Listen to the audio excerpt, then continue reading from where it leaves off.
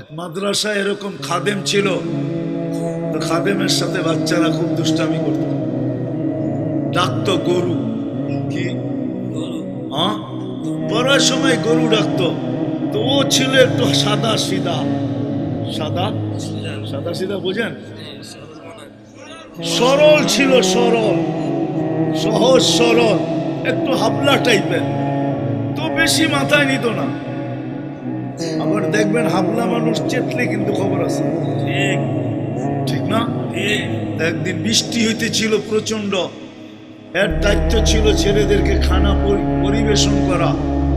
তো খানার সময় হয়ে গেছে, খানা নিয়ে আসে না, তো ছেলেরা চিৎকার দিতেছে গরু কই গেল।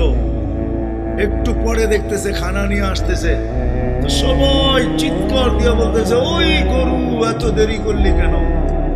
বাস সরল সহজ তো লেগে গেছে মাথায়। খানা নামায়া দিয়া মোহতামিম সাহেবের কাছে যায় বলতেছে চাকরি করব না। কেন?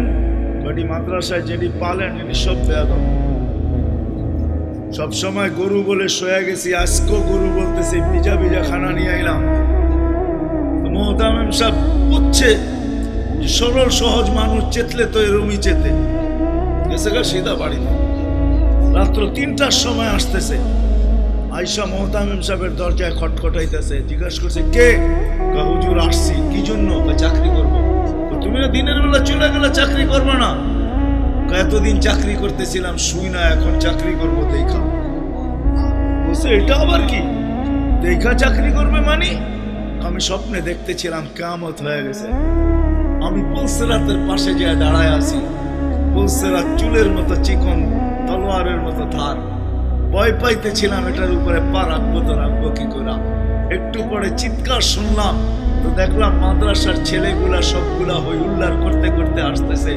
ওরা পুলসিরাতের পা দিতে দেরি, এটা সুপার হাইওয়ে হয়ে যেতে দেরি হয় না, সবগুলা উঠা পার হইতেছে। একটা পিছন থেকে আমাকে দেখা ফেলছে আর চিৎকার দিয়া বলছে ওই তোরা যাস কই?